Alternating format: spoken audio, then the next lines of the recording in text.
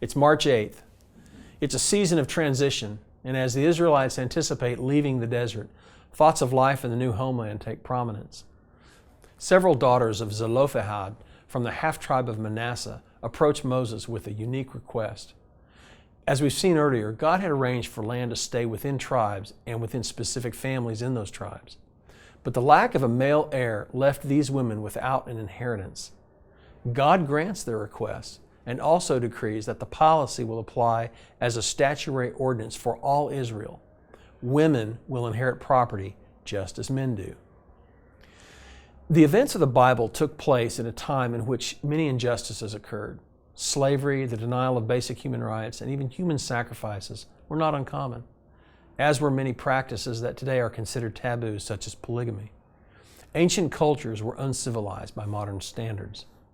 But God's laws, given to His model nation, would reflect His values: respect for God's holiness, acknowledgement of human dignity, and the worth of the individual were prominent values that God wanted on display for the world to see. Women are highly esteemed in God's design. God selected women to be spies, military leaders, prophets, and civil authorities. His respect for the dignity of women ran counter to the cultures of that day.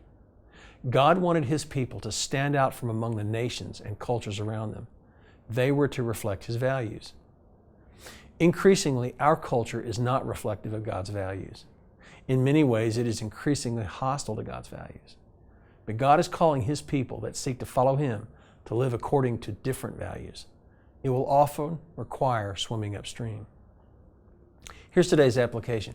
Is your life markedly different than those around you? Would other people describe your life as reflective of God's values? Is your life characterized by a respect for God's holiness? Do your actions reflect an esteem for the worth of each person around you? Here's today's prayer.